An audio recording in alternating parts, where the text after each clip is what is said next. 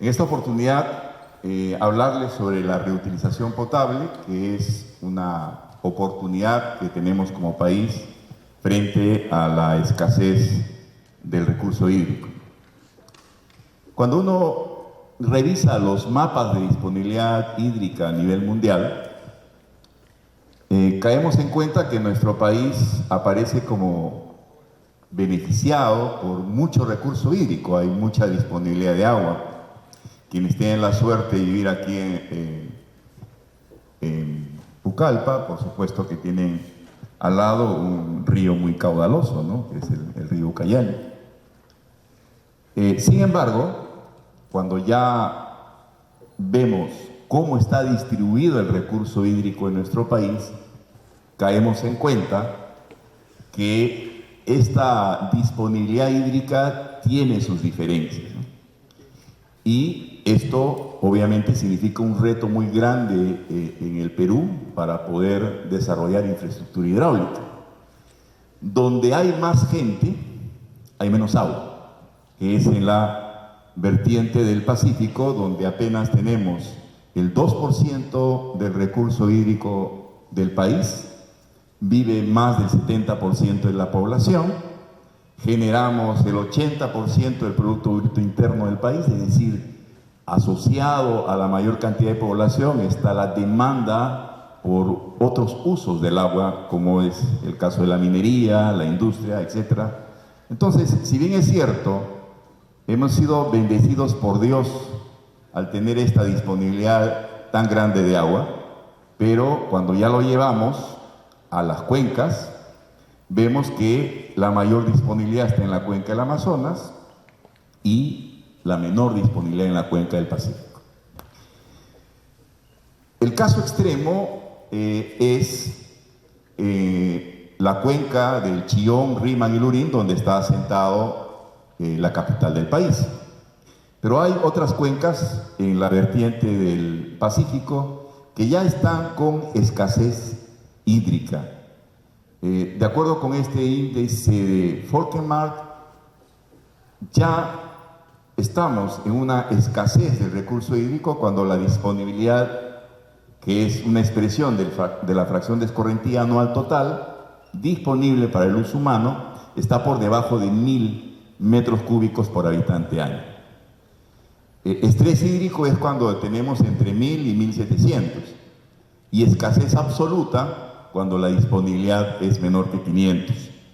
Y es el caso de la cuenca del Chillón, Rímac y Lurín, donde están las ciudades de Lima y Callao, que apenas cubre el 0.73% del territorio nacional, 32% de la población del país está en Lima y Callao, generamos el 42% del PBI, y apenas disponemos del 0.7% de todo el recurso hídrico nacional.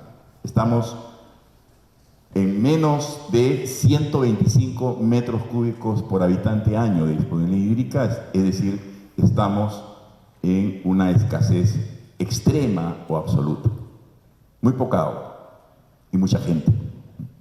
Entonces, ciertamente, para poder atender la demanda de Lima, tenemos que trasvasar aguas de la cuenca del Mantaro, que pertenece a la cuenca del Atlántico, mediante un túnel trasandino, desviar parte de los flujos que deberían escurrir hacia la cuenca del Mantaro, hacia la cuenca del Santa Eulalia, y a través de trasvase poder atender la demanda de la capital.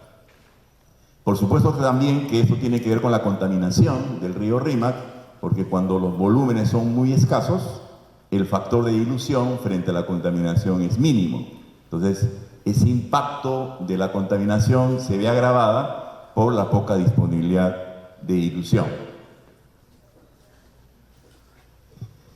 Cuando planificamos el recurso hídrico para poder enfrentar los desafíos del futuro, nuestra ley, la Ley de Recursos Hídricos, señala que debemos formular un plan de gestión integrada del recurso hídrico, que no es otra cosa que buscar un balance entre la oferta de agua y la demanda de agua.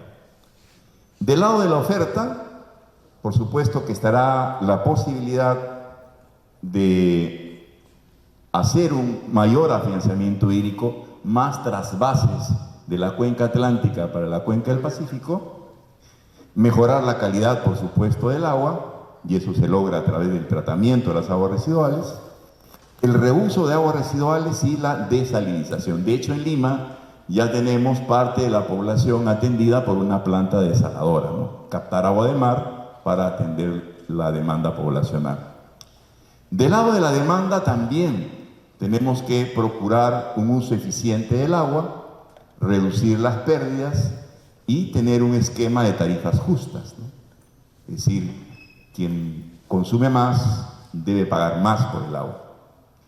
Y este balance entre la oferta y la demanda lo tenemos que hacer ahora en escenarios de adaptación al cambio climático, que ciertamente ya ha impactado a nuestro país y seguirá impactando, ¿cierto? Y por lo tanto tenemos que adaptarnos a esos cambios climáticos.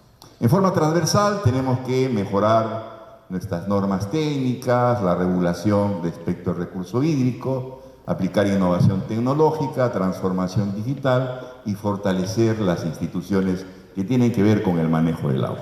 Bueno, cada uno de estos temas, por supuesto, sería materia de un congreso, ¿no? Mucha especialización. Hoy solamente vamos a hablar sobre una de las variables de la oferta, que es el reuso de las aguas residuales. Asociado a que ya algunas cuencas de nuestro país están con una situación de escasez, estamos enfrentando los impactos del cambio climático y eso se verifica en un proceso de desglaciación. Nuestros glaciares están cada vez perdiendo más volumen glaciar y eso obviamente impacta en la oferta del agua. Es el caso del cúmulo glaciar del Santa Eulalia, que es parte de la cuenca que abastece la ciudad de Lima. Fíjense en esta foto satelital del enero de 1999. Esta coloración celeste era nieve. En el año 2004 tuvimos un serio problema de clima, la nieve desapareció y tuvimos que enfrentar un racionamiento del servicio de agua en la ciudad. Entonces, cuando hablamos de impacto del cambio climático y lo vemos como una cuestión lejana, no, ya nos ha impactado, ya está impactando y seguirá impactando. Entonces, fíjense cómo ha cambiado la situación del glaciar a lo largo del tiempo. El reservorio masa glaciar, en el caso de Lima, ya no lo tenemos. Y en Lima tenemos que esperar que durante el periodo de lluvias el agua se almacene en los embalses que están en la parte alta de la cuenca, rezar, ¿no? Encomendarnos a todos los santos para que llueva bien y que el agua alcance como para ir descargándolo. Aquí el recurso es de uso multisectorial, generamos energía eléctrica y abastecemos la ciudad. Entonces tenemos que esperar a que las lluvias sean generosas.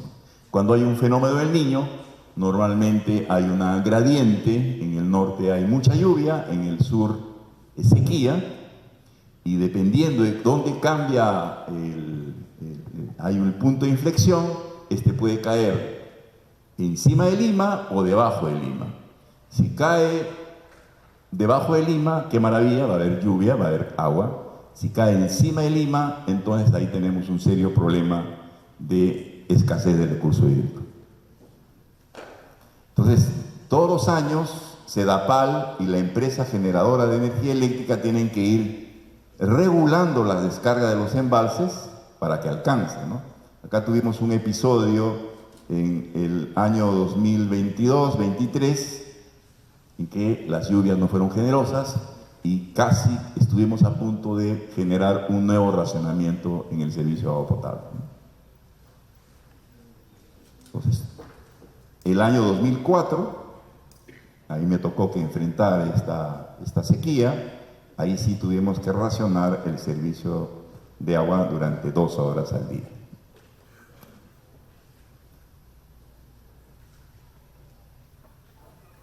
Bien, entonces en este contexto de gestión del recurso hídrico, de cambio climático, ahora tenemos que aplicar un nuevo esquema para el uso del agua. El agua, una vez captada, sea agua superficial o agua subterránea, recibe un tratamiento para sus usos urbano, agrícola, industrial y otros, genera agua residual, cada uno de estos usos, y luego tiene que ser sometido a tratamiento. El concepto ahora es que una vez que se trata, podamos devolver para que se regenere el capital natural, mantener los ecosistemas, generar usos recreacionales, pero también es importante el reuso de las aguas residuales para los mismos usos, urbano, agrícola, etc. Las plantas de tratamiento de aguas residuales hoy deben ser diseñadas con un concepto de economía circular. Ya no tratar para verter, sino tratar para reaprovechar. Y podemos reaprovecharlo todo. Las plantas de tratamiento, por ejemplo, ya en Chile ya no las llaman plantas de tratamiento, le llaman biofactorías. ¿Por qué? Porque podemos tratar el agua para un uso del agua tratada, los residuos que se generan en la planta de tratamiento, podemos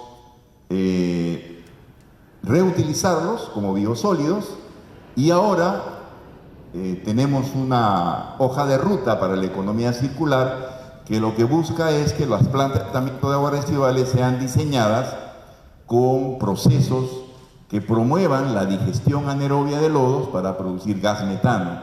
Y ese gas metano puede ser aprovechado con un concepto energético, generar la energía que se requiere para la planta de tratamiento.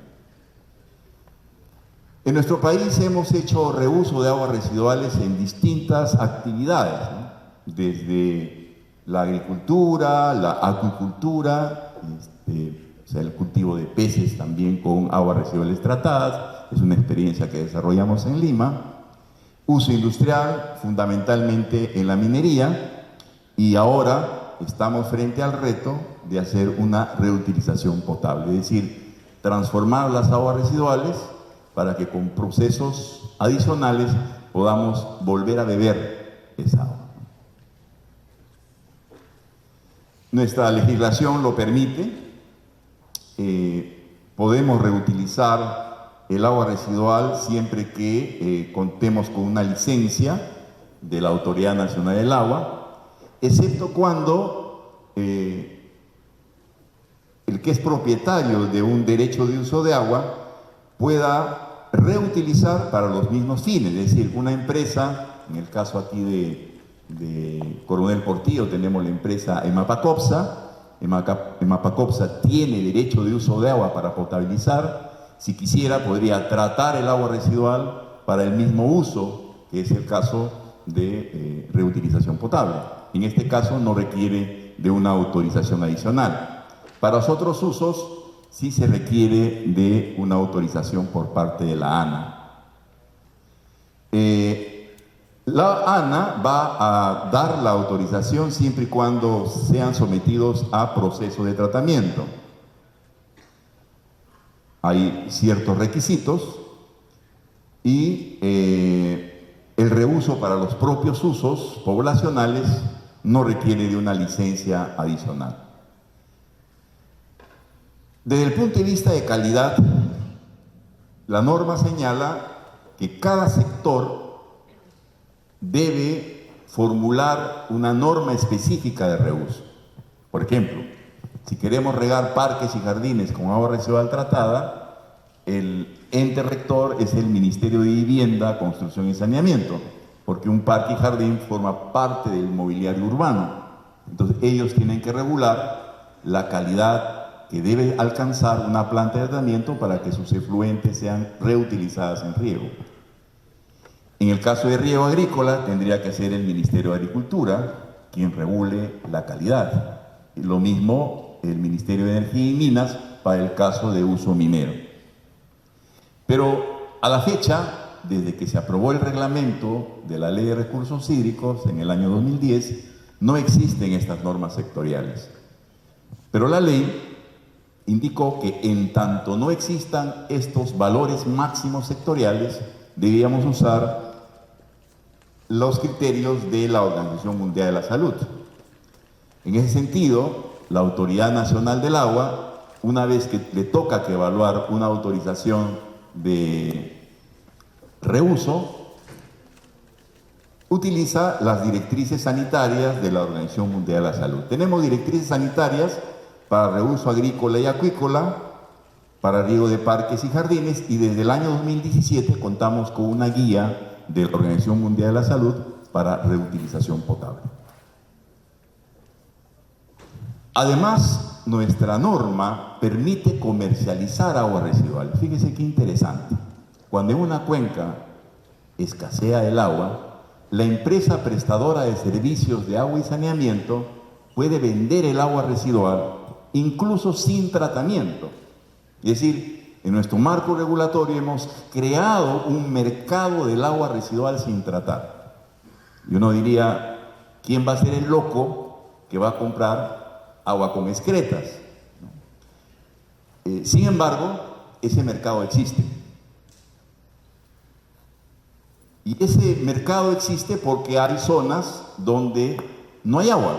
Entonces, los usuarios ven en el agua residual una fuente alternativa. Entonces, la comercialización del agua residual va a ser viable si existe escasez de agua, la fuente alternativa es de mayor costo o no existe, no tiene impacto significativo en la rentabilidad de la actividad productiva o servicio y se cumple con la normatividad vigente. Entonces, la primera experiencia de vender agua residual sin tratar se dio en la ciudad de Ica, en donde la empresa de agua y saneamiento, que allá se llama EMAPICA, empresa municipal de agua potable de Ica, subastó agua residual sin tratar y hubo una empresa que compró. Esa empresa se llama Agrocasa, es una empresa dedicada al cultivo de palta, de espárragos, de uva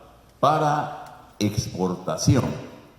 Entonces, Agrocasa no tenía cómo crecer más, cómo incrementar su área bajo riego y se le ocurrió pedirle a la empresa de agua y saneamiento de la ciudad de Ica, véndeme el agua residual.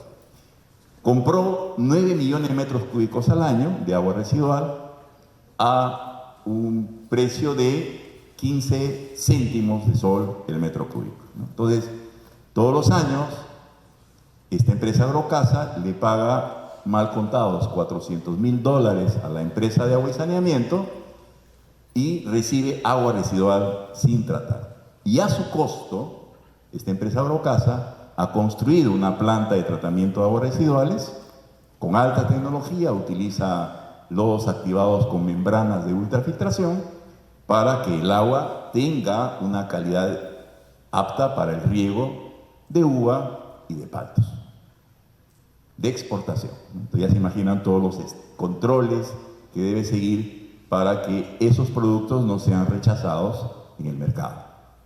Por otro lado, también tenemos el caso de la minería. La sociedad minera Cerro Verde no tenía cómo ampliar su planta de concentrados. Ellos estaban produciendo 120,000 toneladas de concentrado de cobre por día y querían ampliar su planta a 360,000. Cada metro cúbico de concentrado requiere medio metro cúbico de agua. Y era inviable desde el punto de vista político y social que Minera Cerro Verde en Arequipa le diga a los agricultores del valle, del río Chili, te voy a quitar 1 metro cúbico por segundo, ¿no? Ante esa imposibilidad técnica y social, a Cerro Verde se le ocurrió, negociemos con la empresa de agua y saneamiento de la ciudad, Sedapar en este caso, para que nos venda el agua residual a condición de que nosotros construyamos la planta de tratamiento de aguas residuales nosotros operemos esa planta de tratamiento por 29 años, por lo tanto impacto en la tarifa igual a cero. Entonces fue un proyecto win-win, como dicen los gringos, ¿no? Ganaron todos. Ganó la empresa minera porque obtuvo el metro cúbico por segundo que necesitaba. Ganó la empresa de agua y saneamiento porque esa inversión debía ser hecha por ley por la empresa de agua y saneamiento. Ganó la ciudad porque se descontaminó el río Chile y además no le impactó en la tarifa. Entonces, ese tipo de proyectos son ganadores. Y en Lima, pues hay municipios que captan el agua residual cruda de la red de SEAPAL para construir sus propias plantas de tratamiento y con ello regar sus parques y jardines. Por regulación, si un alcalde quiere regar un parque o jardín con agua potable, tiene que pagar la tarifa industrial y esa está en Lima a $2 el metro cúbico. Entonces es más conveniente para un alcalde captar el agua residual, tratar el agua residual y el agua tratada utilizarla en riego de parques y jardines en el mundo. Y ahora el reto está en la reutilización potable. Los efluentes de una planta de tratamiento de aguas residuales pueden mezclarse con otra fuente de agua que puede ser subterránea o superficial, pueden mezclarse con o ser entregadas directamente a la planta de potabilización, pueden mezclarse con los efluentes de una planta de potabilización y en caso extremo, esto ya es lo más disruptivo, los efluentes de la planta de tratamiento de aguas residuales ir directamente a la red de distribución de agua potable. Entonces, estas son las posibilidades que existen, o mezclamos con una fuente, lo entregamos directamente a la planta, hacemos un blend, una mezcla con los efluentes de la planta de potabilización, o lo entregamos directamente a la gente, ¿no? Son distintas posibilidades de reutilización potable. Entonces aquí el reto es de tu inodoro a tu caño, ¿no? O a tu grifo. Ese es el reto, ¿no? Eso es el concepto de reutilización potable. Y afortunadamente existe tecnología que nos permiten hacer ello, ¿no? La reutilización puede ser directa, como ya he mencionado, si se mezcla directamente con el ingreso de la planta potabilizadora o es reutilizada directamente en la red de distribución, y puede ser indirecta si se vierte el agua residual en un cuerpo de agua superficial, un río o un lago, o se inyecta en el acuífero, ¿no? Ahí estaríamos mezclando con el agua subterránea. Esta reutilización potable indirecta puede ser no planificada, como ocurre en muchas ciudades en el mundo, o planificada. La reutilización potable aparece como una posibilidad de fuente realista, práctica, independientemente del clima. Siempre va a haber agua residual, porque en una ciudad todos los ciudadanos generosamente vamos a bajar la palanca del inodoro todos los días, ¿cierto? Entonces, siempre habrá agua residual y esta agua residual no va a depender de las lluvias. Entonces, por lo tanto, siempre tendremos un volumen constante de agua residual generada por una ciudad.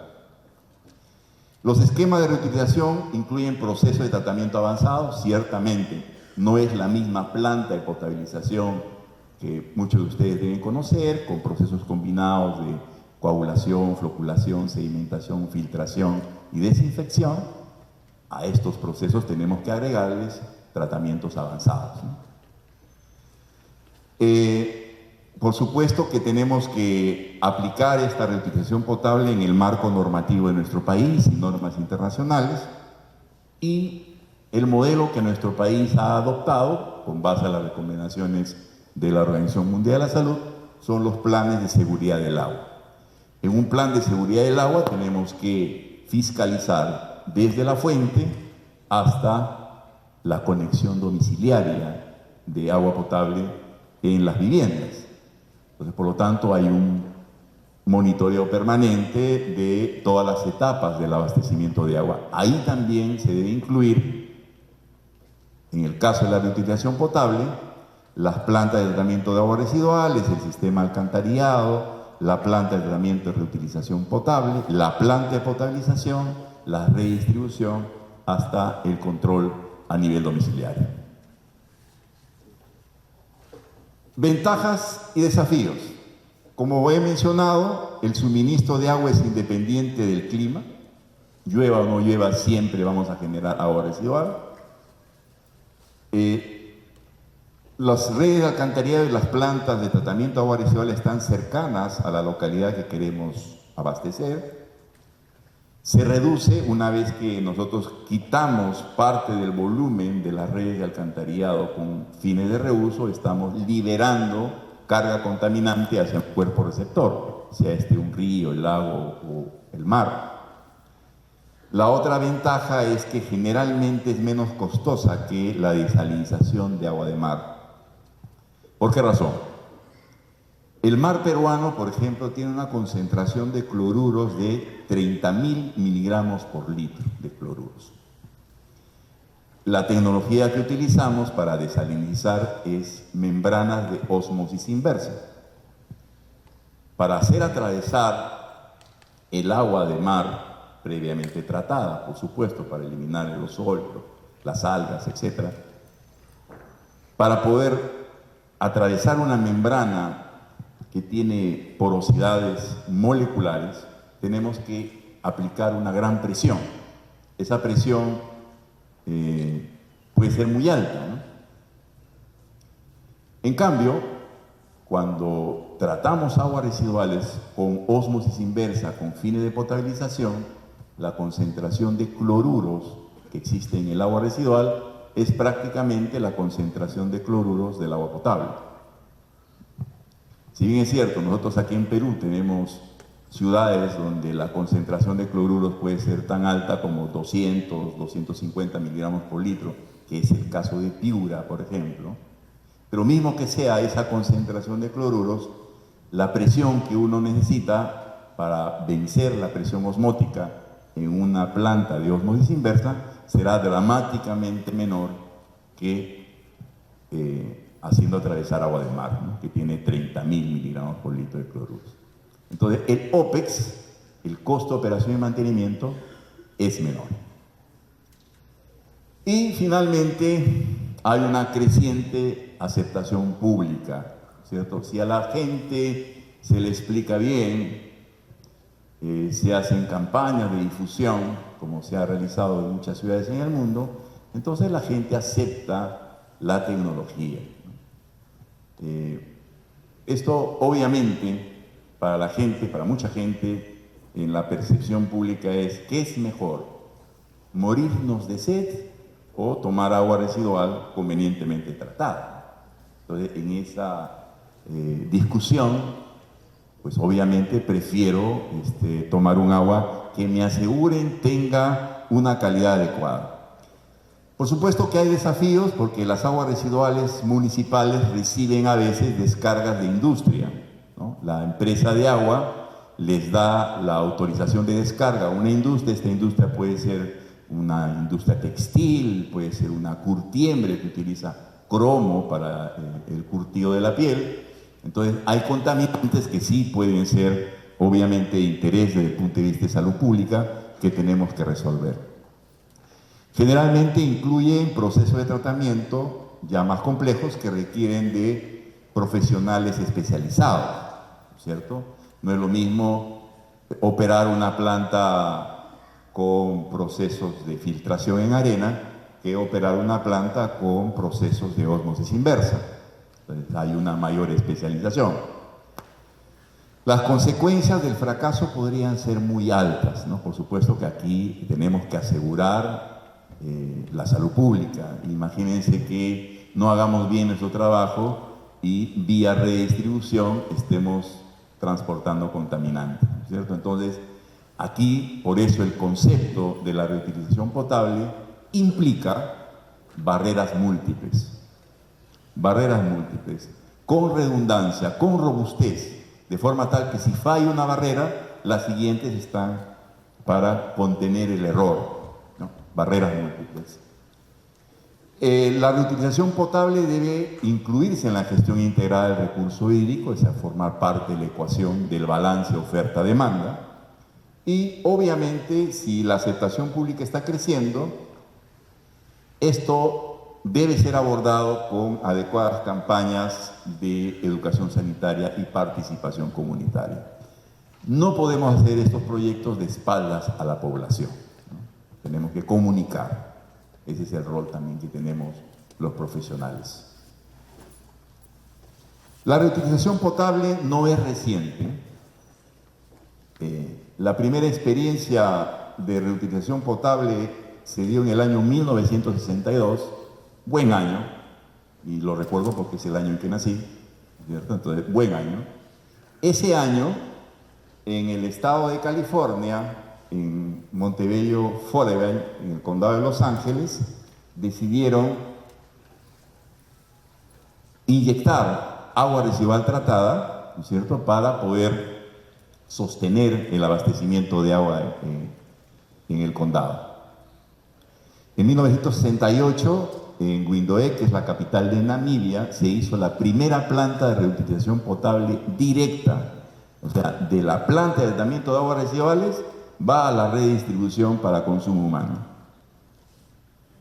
Hay otras experiencias, la más grande de 5.7 metros cúbicos por segundo, fíjense el caudal, en el condado de Orange, en California. El proyecto New Water de Singapur, que está proyectado al 2025, una capacidad de 9 metros cúbicos por segundo. Y Estados Unidos ya ha pasado a la reutilización potable directa. Esa es la planta que inauguró el año pasado, si bien es cierto pequeña, en El Paso, Texas. Pero ya es reutilización potable directa. O sea, de la planta de tratamiento va para la red de distribución. Esta es la primera experiencia a nivel mundial. En Montebello Forever hay estos estanques de infiltración que en el año 1962, 1963, estos estanques se llenaban con agua de lluvia, agua reciclada, es decir, efluentes de plantas de tratamiento de aguas residuales y agua traída de otra cuenca. Mírense la cantidad de agua, ¿no? 6.907 millones de metros cúbicos, la cantidad almacenada de agua en estos estanques, para poder recargar el acuífero y mediante bombeo poder extraer el agua con fines poblacionales. Actualmente los porcentajes han variado.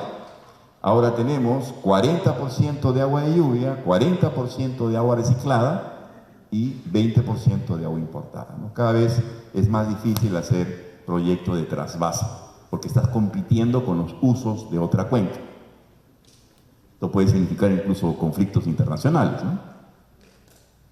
Entonces, esta es la primera experiencia de reutilización potable. Esta es la de Windhoek. Acá hay un recorte del diario La Tribuna de 24 de noviembre de 1968, ¿no? Que en la nota periodística se leyó que se ponía en marcha la primera planta de tratamiento de aguas residuales con fines de consumo humano. Entonces, esta planta, que tiene ciertamente procesos avanzados de tratamiento, se va a ampliar. Hay un financiamiento de la cooperación alemana, de KfW de Alemania, y van a pasar de consumir el 25% de esa agua reciclada, van a pasar a 50%. Eso obviamente para poder hacer el balance entre la oferta y la demanda. Este es del condado de Orange en California. Ellos migraron de tecnología. O sea, la tecnología tampoco puede estar estática, ¿no? Al inicio utilizaron procesos físico-químicos, hoy están utilizando ósmosis inversa, proceso de oxidación avanzada, que es la incorporación de peróxido de hidrógeno, agua oxigenada, con radiación ultravioleta. que tiene muy buena eficacia para remover patógenos y materia orgánica refractaria. Entonces, fíjense, el año pasado la ampliación final fue realizada para producir 492.000 metros cúbicos por día de agua, ¿no? Y poder abastecer el condado de Orange en California.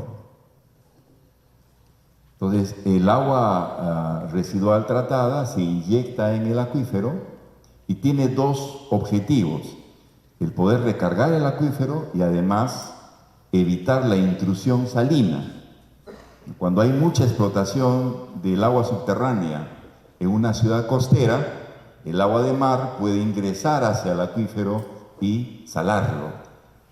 Entonces, para poder evitar esa intrusión salina, también hay inyección de agua residual tratada. Cada puntito de estos es una planta de tratamiento de aguas residuales con fines de consumo humano, ya sea los celestes de reutilización potable indirecta, o sea, mezclándola con agua superficial o con agua subterránea, y los puntos en morado, planta de tratamiento de aguas residuales de reutilización potable directa. Mis queridos jóvenes, este es el futuro hoy. Tecnológicamente ya no podemos decir nos vamos a morir de sed. Existe tecnología para poder reciclar las aguas residuales que generamos. Ese es el proyecto de New Water en Singapur. Han pasado de 18.34 metros cúbicos por segundo y en su planeamiento proyectan utilizar 37.7 metros cúbicos por segundo, de los cuales gran parte será agua residual tratada. Singapur es un pequeño país que apostó por un modelo de desarrollo económico con base a tecnología. Entonces ha montado industria de alta tecnología, es un hub de tecnología, pero tiene muy poca agua. Entonces parte del agua se la compran a Malasia. Entonces hay una importación de agua. Pero los malayos ya les han dicho a la gente de Singapur: yo ya no te voy a seguir vendiendo agua porque también la necesito para mi país. Entonces esto genera obviamente en la planificación la necesidad de desalinizar agua de mar y de reutilizar agua residual. Entonces, en esta experiencia, a los efluentes de la planta de tratamiento de aguas residuales le agregan procesos de microfiltración, ósmosis inversa, desinfección con radiación ultravioleta y va para la población. Entonces, son procesos de tratamiento avanzado.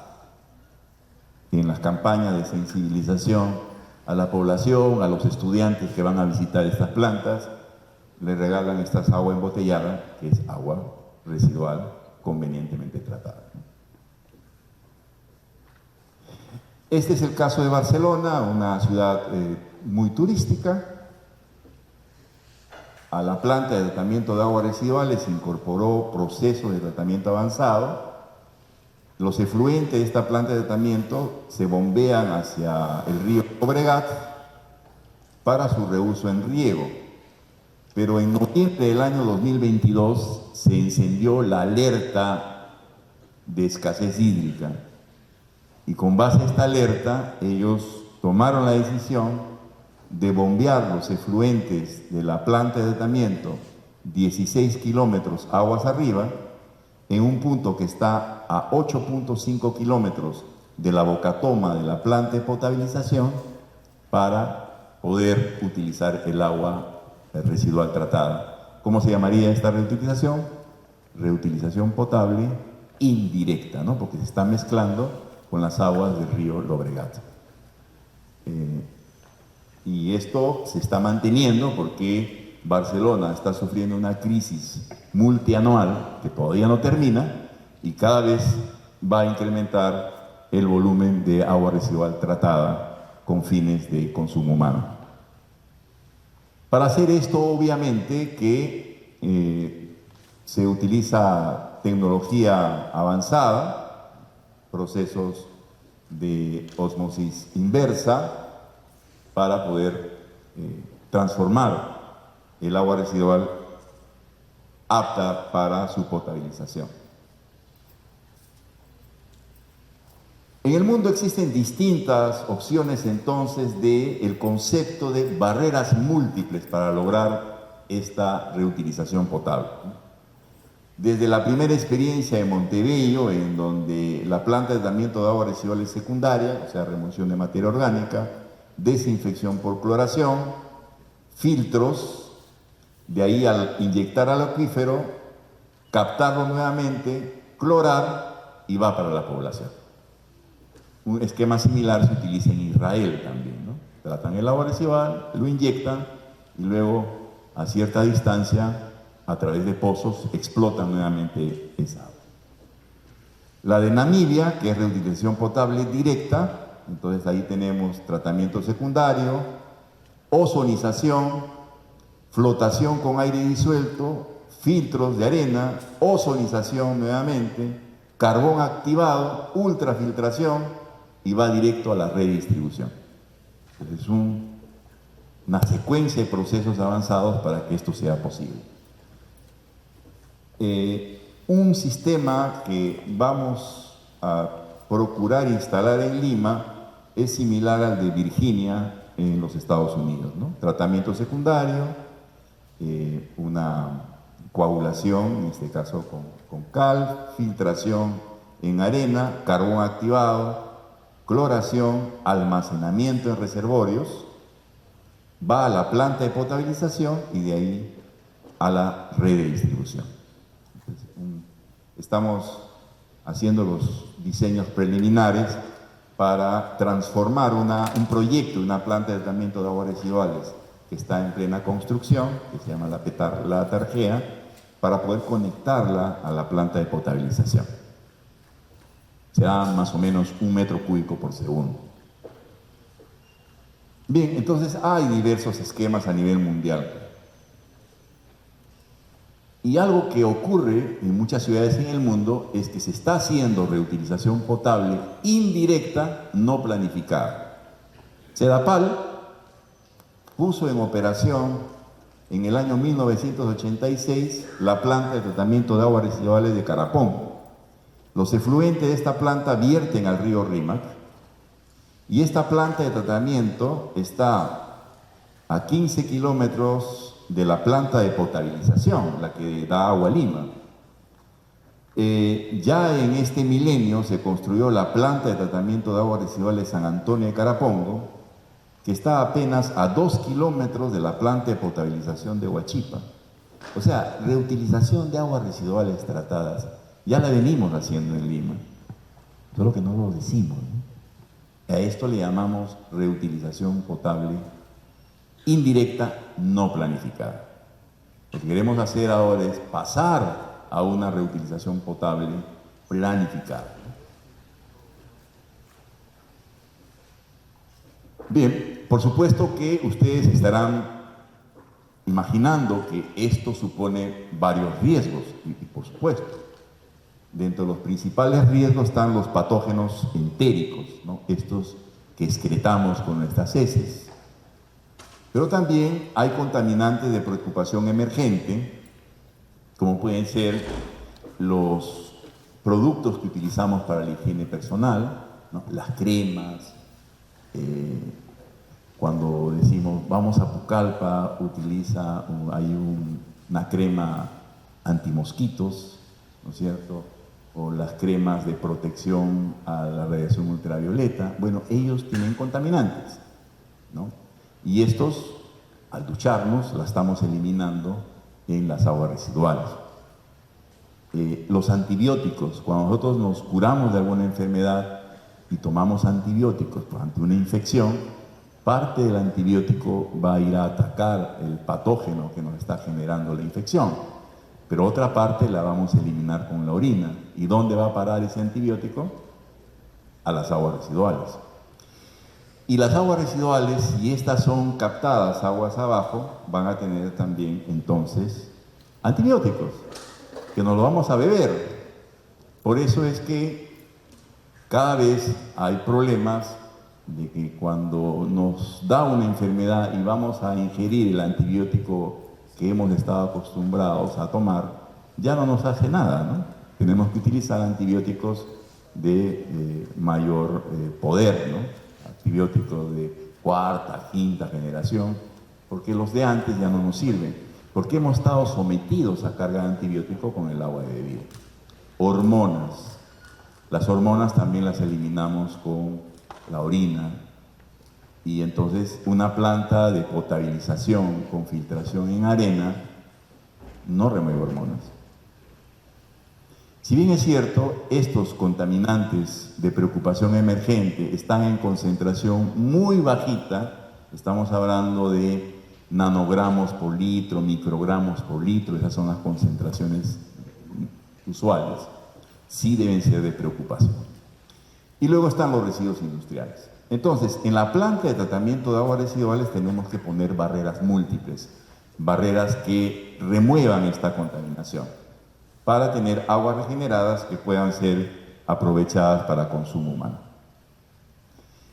En nuestra legislación respecto de la industria, una industria tiene que suscribir con el Ministerio de la Producción acuerdos de producción limpia, es decir, incorporar dentro de su ciclo de producción tecnología que sea cada vez más limpia, ¿no? Para reducir la carga contaminante. Pero si aún así genera aguas residuales industriales, hay una legislación que regula las descargas de ciertos contaminantes de la industria antes que se descarguen a la red de alcantarillado, ¿no? A esto le llaman valores máximos admisibles, que una empresa prestadora de servicios tiene que regular, fiscalizar, para proteger la red de alcantarillado y proteger la planta de tratamiento de aguas residuales.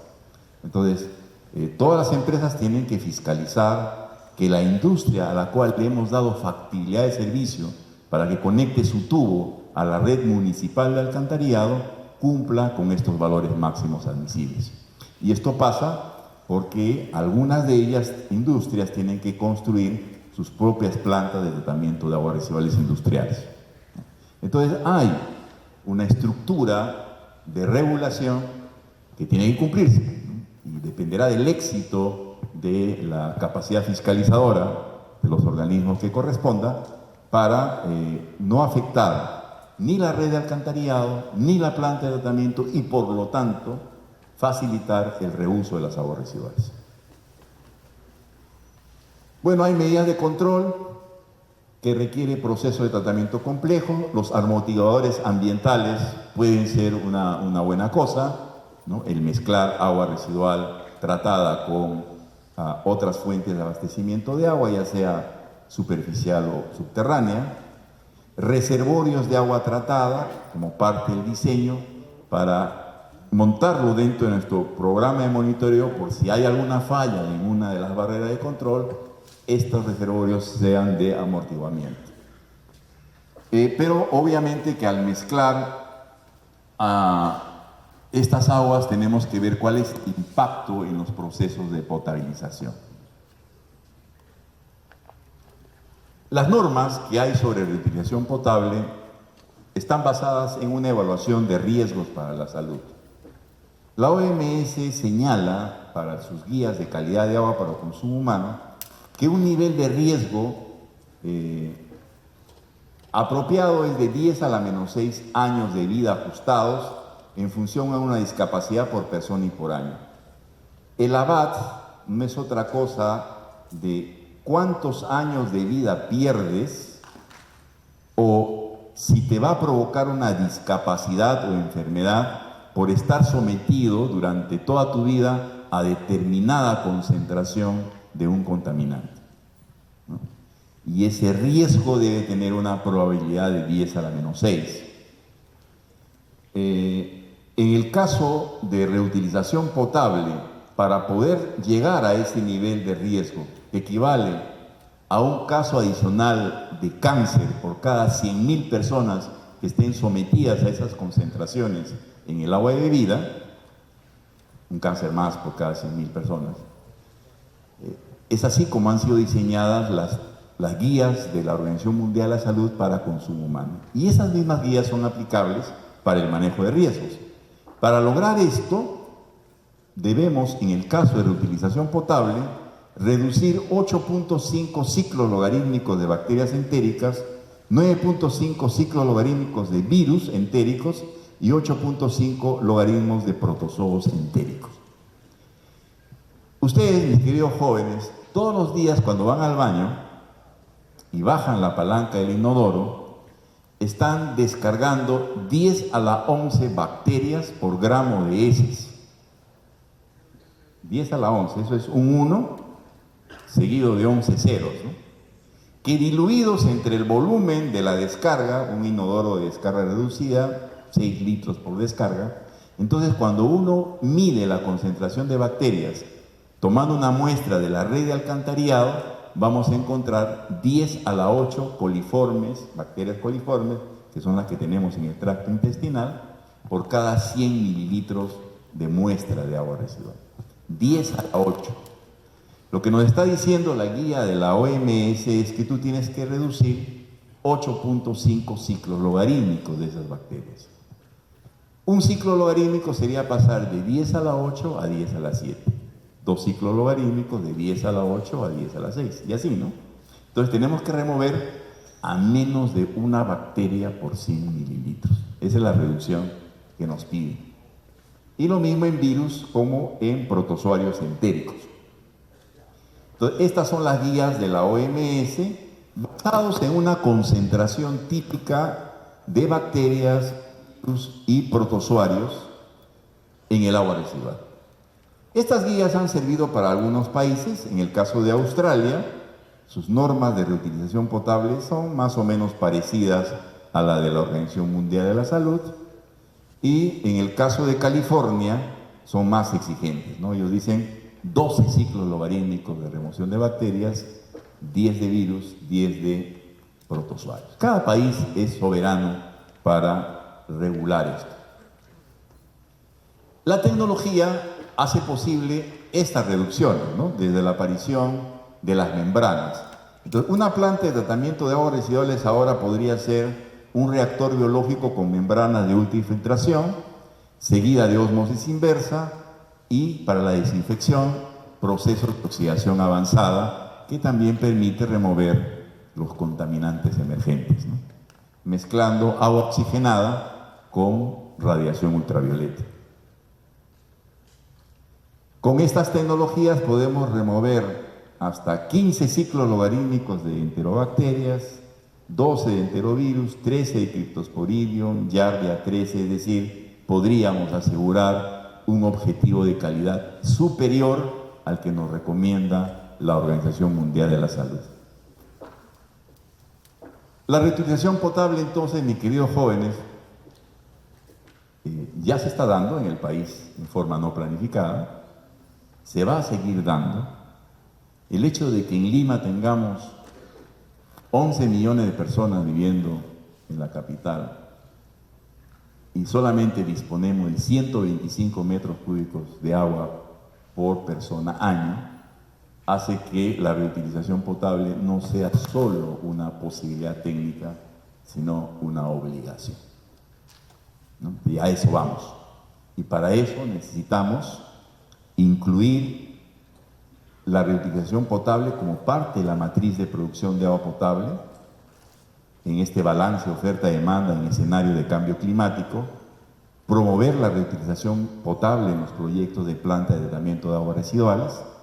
Claro, no será el caso de aquí en la ciudad de Pucallpa, porque tenemos mucha agua ahí en el río, pero sí será pues para Ica, para Tacna, para Moquegua, ¿no es cierto?, donde hay una escasez extrema de agua para consumo humano. Desarrollo tecnológico y de capacidades. Hay que hacer transferencia tecnológica, capacitación, y en esto ustedes están involucrados. Porque ustedes, los jóvenes, van a ser los futuros proyectistas de estas plantas de tratamiento, los futuros constructores y fundamentalmente los futuros operadores de esos sistemas. Qué mayor responsabilidad que de operar una planta de tratamiento cuya agua va a ser destinada para cuidar la salud de la gente, ¿no? Entonces es una gran responsabilidad. Por eso a mí me gusta participar en estos eventos, porque me pone en contacto con el futuro del país. Y ustedes son eso, ¿no? Para eso tienen que prepararse, mis queridos jóvenes. Hay aspectos regulatorios que tenemos que complementar, compatibilizar con el Reglamento de Calidad de Agua para Consumo Humano, pero no tenemos una regulación de qué calidades y qué criterios técnicos tenemos que utilizar para infiltrar agua residual en el acuífero, agua residual tratada, ¿no es cierto? Entonces son aspectos por mejorar en nuestra legislación, y tenemos que promover también este esfuerzo la participación del sector privado, como se está haciendo en algunos proyectos de abastecimiento de agua en la ciudad de Lima. Entonces, jóvenes, el mensaje es que inexorablemente vamos por ese camino. Los vuelos espaciales, la vida en la estación espacial no sería posible sin el reciclaje, ¿de acuerdo? Nosotros tenemos ya a nivel mundial 62 años de experiencia en reutilización potable que tenemos que aprovechar. No es algo nuevo, solo que hay que tomar la decisión, vencer el miedo, confiar en la tecnología. Y por supuesto que junto a este esfuerzo de poder buscar fuentes alternativas para nuestras ciudades, tenemos que también hacernos un firme propósito como país de mejorar las instalaciones actuales, ¿no? Las plantas de potabilización de agua tienen que mejorarse. Tenemos serios problemas de contaminación natural y antropogénica. Por ejemplo, todo el sur del país tiene problemas de boro y arsénico en el agua natural por la formación volcánica de nuestros suelos. Entonces hay boro y arsénico en forma natural, y las plantas potabilizadoras no están removiendo todo el boro y todo el arsénico que quisiéramos para cumplir con la ley. En las localidades de nuestra Amazonía, con el impacto de la minería ilegal, tenemos problemas de mercurio, tenemos problemas de alta concentración de aluminio también. Entonces, las plantas de potabilización per se tienen que modificarse, tienen que incorporar tecnología.